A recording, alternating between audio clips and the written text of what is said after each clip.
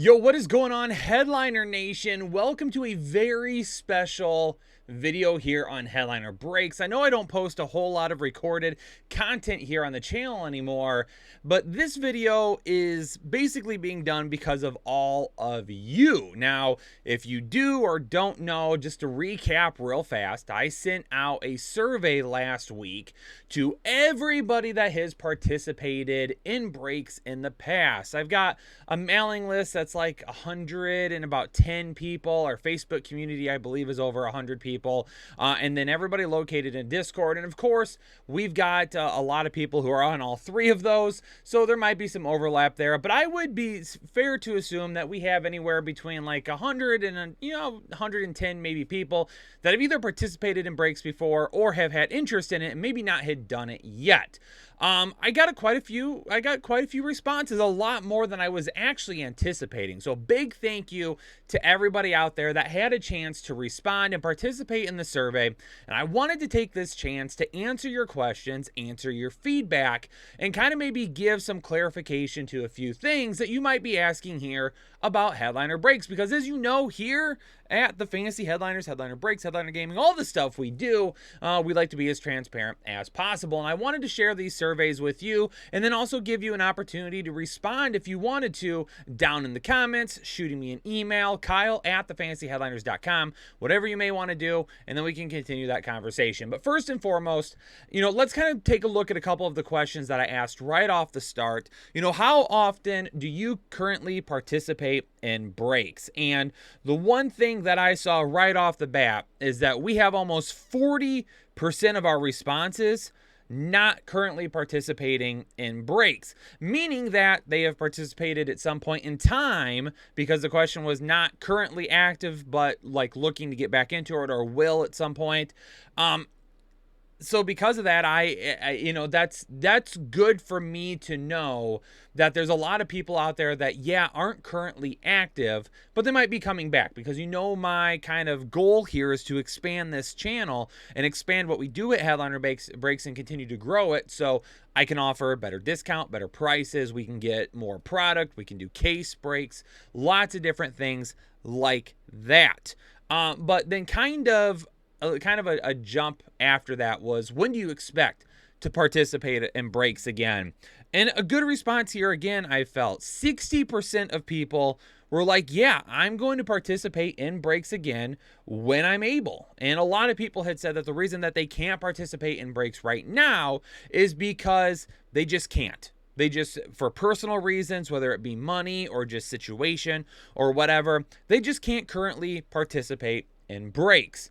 And that's understandable. Obviously, you have things that you need to make sure that you're taking care of on your end before doing breaks. I understand that completely, but it's encouraging to me to know that there's a lot of people out there that are like, I really want to participate. I just can't right now. And maybe at some point in the future, they'll be back actively participating more. And when that happens, I cannot wait to see you all back. That will be very exciting. So kind of after that then, I asked the questions, what are some changes that you would like to see? What are some things that, feedback, different ideas for me, stuff like that?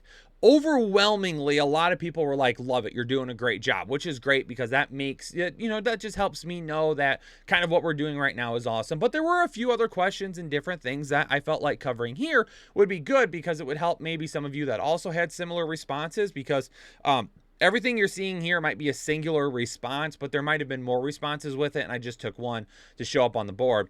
But what changes would you like to see? So first, one of the comments was, when I had time to participate, it was because of emails I received to let me know about the breaks. I don't have Facebook, and I'm not a premium member because of lack of free time, and goes on to talk about a couple of things there.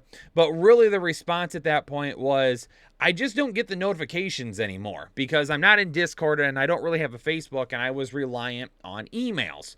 So one thing that I am doing Because for those of you that don't know, or maybe you do, right now, kind of one of the like not official perks of our Discord is that anybody that's in Discord gets an opportunity to participate in the breaks first. I always post it there, and sometimes I'll post it a day, and I'll post it there and then wait a day before Facebook, or maybe I'll wait 2 days before Facebook, depending on how busy I am. Sometimes they fill in Discord within the first several hours, so I've actually went back to Discord and talk to them, and a few people have responded and said if you want to bring that time down, that's fine. So going forward, I am going to go back to posting on Facebook and sending emails a little bit quicker than what I had been doing, and I'm looking at about a 1 hour head start for Discord, so that I'm still meeting that kind of that handshake agreement that I made with people, saying if you're in Discord, I'll give you a head start, I'll post them here first.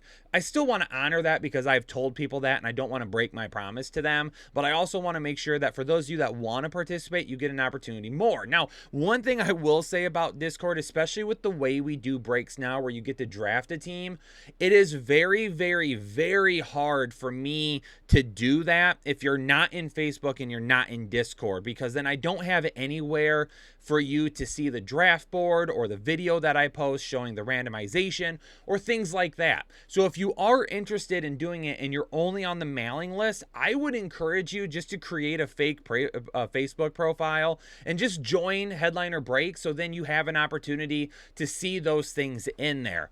Also, sending the breaks out to 3 separate mailing lists, or 1 mailing list, 1 Facebook page, and 1 Discord, is very time consuming for me as well, and very, making sure I check all the responses, because what if somebody else got to the very, what if we're at the very end and one person said, I'll take the spot? Well, now I got to check Facebook to make sure no one said it there. Now I got to check email. Well, somebody said in an email, so now I got to make sure, okay, who said it first, the email or Discord or whoever. So it does cause some extra work for me, but I'm not scared of extra work. I never have been, and you all know that. So I am willing to do it again. But for those of you on the mailing list that don't have a Facebook and you're not in Discord, if you don't, just go out, create a fake Facebook account or whatever, one that you only use, just join our breaks, our breaks group there, Headliner Breaks. Just search it, ask to be added, and I'll make sure that you get added to it, and that's really going to help me streamline things as well. So I appreciate if you would all do that, and if you can't, we'll figure out a way to make it work, even if it's just you hopping into my DMs one way or another. A couple of other things that I saw as well. A little more variety of the size of breaks would be cool. Now, these two things kind of go hand in hand here. A little more of the variety of the size of breaks. And the one thing is a community, but if we're looking to expand, it has to be consistent posting for breaks and not one and then wait. Also, it feels like just before it fills that we could put a time and date it's going to be pulled. I like to be live. I get that. And trust me, I would love to do more breaks. I would love to do bigger breaks. I would love to do breaks with multiple different things. But there's one problem. There's a couple of different problems with this. The variety and the size of the breaks can be difficult because with the size and the variety of the breaks, if we get too much product, that's when it starts to get really expensive, right? Now, a couple of people had also mentioned in there, hey, why don't you do like some blasters with like a hobby box so we get a little bit more from it? And I don't mind doing that if you all are okay with that. But I'm going to touch on in a minute why that could end up being a little bit of an issue for all of you if we do that, trying to be open and transparent again about the different type of products we're opening. So I'm going to expand on that here in a minute on a different slide. That is something that we could do, but that could have an issue with it as well. As far as the thing is about, consistent posting and things like that, I post breaks typically as Panini releases new product. So when a new product comes out through Panini, I order it through their website, and then we do a break based around that product. And the consistency of Panini releasing can be all over the board, and this year they have not been good with it. They're actually very far behind right now in terms of what their typical product line is, because for those of you that don't know, Fanatics has already come to an agreement with NFL, NBA, MLB, NHL that they are going to be the exclusive hockey cards of their player organizations and their leagues. So in 2026, when football takes over through Fanatics, Panini is going to cease to exist, okay? And there was an opportunity several months ago where Fanatics approached Panini trying to buy them out this year so they could start implementing some of those changes before they fully take over in 2026. Well, because of that, Panini basically halted production for quite a while, fell way behind. I don't know what happened. I'm not 100% sure. Fanatics got spooked about something. They backed out of the deal and essentially said, we'll just take over in 2026. So now Panini's trying to catch up by throwing just a whole lot of stuff at us at one time. If you're in Discord, I even mentioned at one point, I was like, holy cow, they're releasing like 5 new products in the next 2 weeks, and they haven't released anything new in the last 2 weeks. So consistency-wise, I'm only posting as consistently as products are coming out. Also, because the price of the products right now, on the live stream the other night, I talked about this a little bit as well. We've seen a big fluctuation in prices. Obviously, 2021 prices were freaking ridiculous, right? With as many quarterbacks that went. Obviously, you had a lot of other guys, Jamar Chase, Najee Harris, all those guys, Jalen Waddle, as well within the class. 2020 product and 2021 product was highly sought after, so it was really expensive.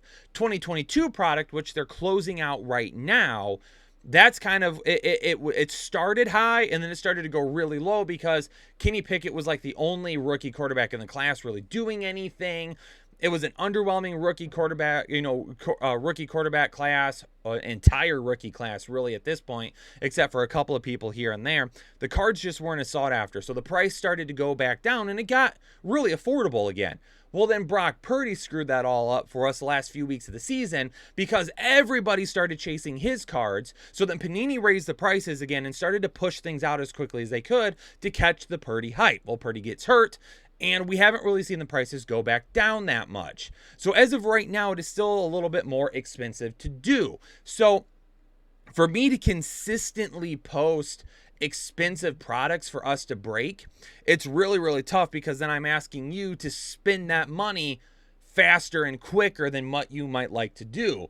And it's nice to have a little bit of a break every once in a while because then it allows those of you that have been wanting to participate in breaks but maybe not been able to, or for those of you that have participated in a few but you're like, I really should probably sit one out, it allows you to kind of regroup yourself and kind of get back into that mode, maybe build up your fun money just a little bit or whatever you might need to do, and so you don't get burnt out, especially on the 2022 product, because it hasn't been as sexy as what 2020 or 2021 has been.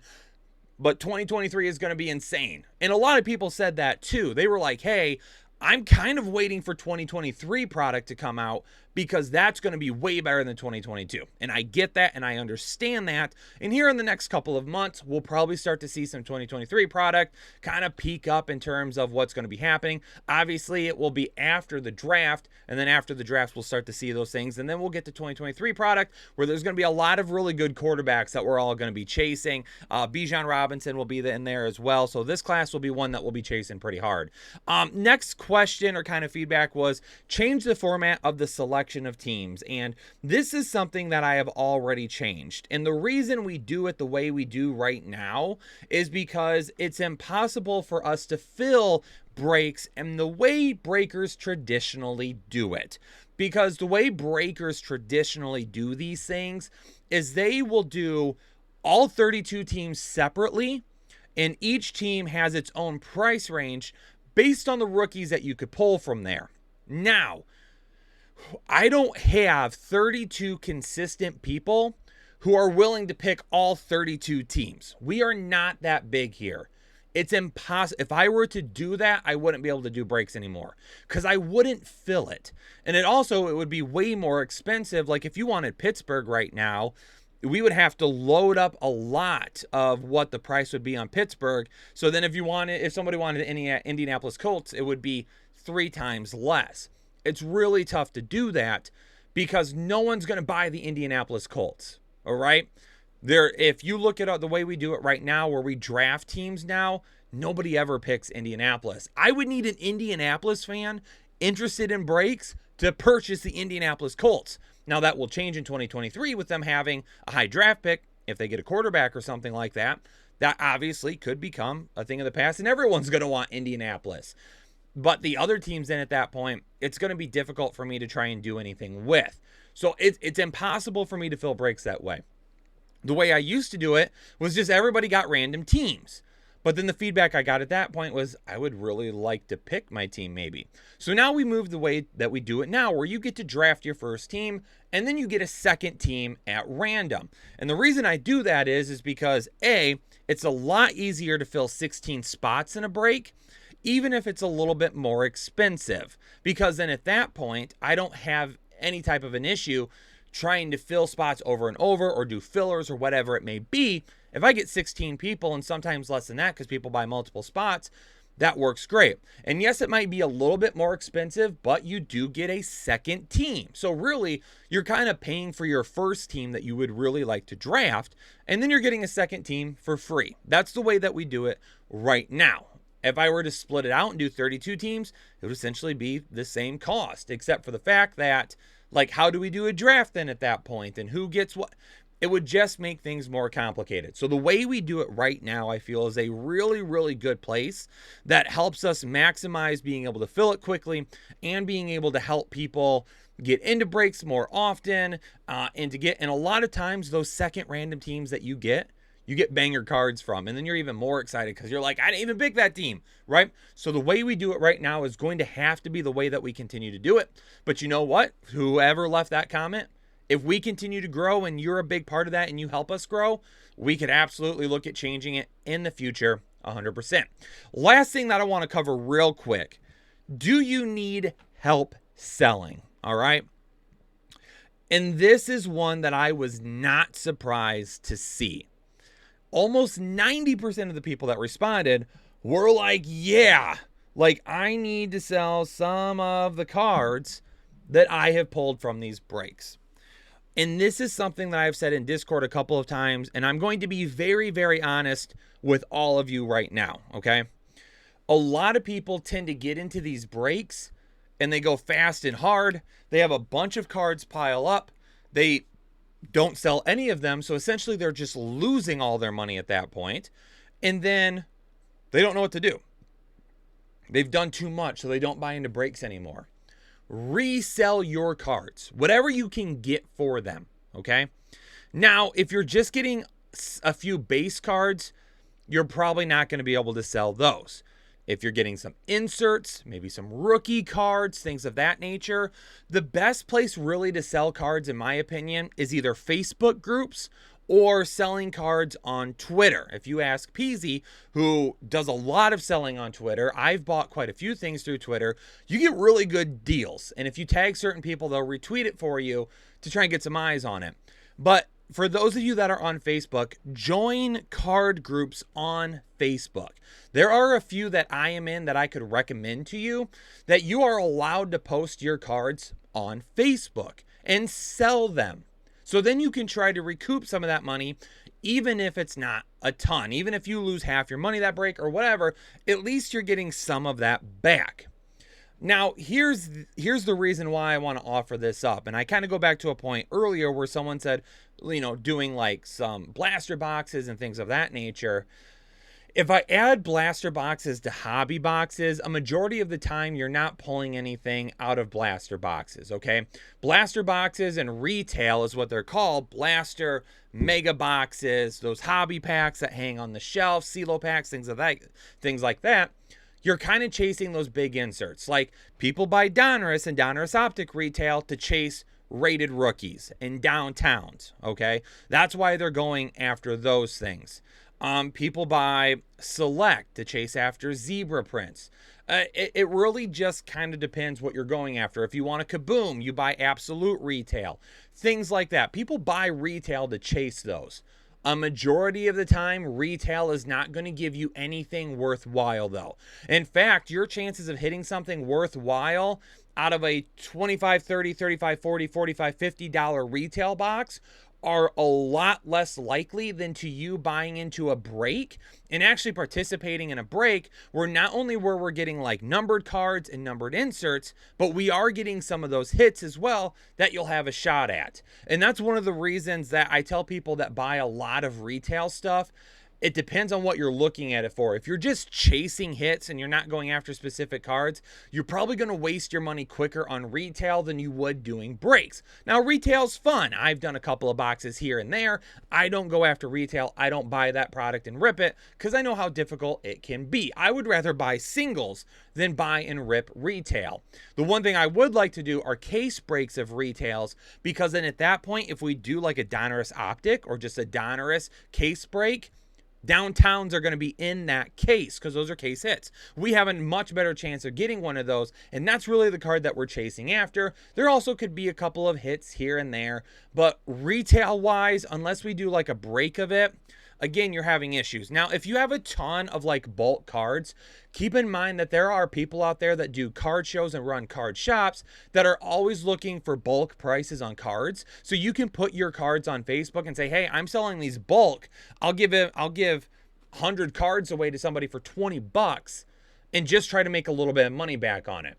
Which is going to bring me to my next point, and something that I'm going to offer up moving on from here out, that for some of our bigger hits, so RPAs, autographs, patch cards, specific inserts, things that I do believe are of value to you, I am going to start offering up my services to help you sell them. So I will help sell them on my personal Facebook page, and I will try to do those in those groups. You and I will work together. I'll give you some comps on what that card could end up going for. I will post that card and try to sell it. I'm only going to give it like a week or so. If I can sell it within a week and I get the money, I will then either Venmo or PayPal the money to you, and then you'll have it, and I'll handle shipping and everything like that. So then you don't have to worry about even getting the card and then trying to get rid of it. There will be a small fee associated with it. I'm not sure what it is at this point. It could be like 5%. If it's a little bit of a smaller card, I might say, hey, it'll be 10 bucks or something like that. If it's a larger card, like if we're trying to move a card that's $800, $900, $1,000 or something like that, we might do a percentage off of it at that point, because there's a little bit more risk involved for me trying to move a heavier card. But it is something that I am going to be doing coming up here soon. And for those of you that have some cards sitting around that you're trying to sell, it is also something that I could try and help you do as well for a small fee. And again, that small fee just helps me with the time that I'm dedicating into researching, and then the packaging that I'm using to ship, and then the shipping label, which can be anywhere between, it depends on where I'm shipping it. It can be anywhere between $3.50 and $6. So really it will go into that, and then a little bit for my time as well. But that's something I'm going to be offering up, because again, a lot of people will get into these breaks. They build up a bunch of cards and then they don't know what to do with them. You need to sell your cards. If you're not keeping them for your personal collection, sell them. Sell them quickly, sell them fast, get rid of them. So then you don't feel overwhelmed with what you're getting, and you're feeling you're getting a little bit of a return on your value, even if it is not as much as you would hope. But hey, I really hope, I know this is a little bit of a longer video. I was hoping to keep it to like 15 minutes, and I'm almost at 23 right now. But I'm hoping that you all appreciate this video, and it's hoping to clarify a lot of things for you and to answer the feedback that you also generously helped me out with. And again, I really appreciate everybody taking the time to do that. So if you can do me a favor, hit the like button so I know that you appreciated the video, and then leave me a comment down below and let me know if you have any more questions, comments, concerns. If you need to get in touch with me about anything, my email is kyle@thefantasyheadliners.com. You can get a hold of me in Discord, on Facebook, whatever it may be. But again, I appreciate everybody being a part of the breaks and allowing me the opportunity to do this for you. Again, this is a hobby for me. This is not something I do as a full-fledged business yet. I would love it to be someday, and maybe it will be. But for right now, I'm doing it as a hobby. It's a fun way to interact with all of you. I love ripping cards. I love pulling cards. I get just as excited as all of you when we hit one-of-ones or case hits or big-time cards or whatever it may be. So everybody have a great day. Thanks again for all of your support, and I look forward to seeing you in the next break.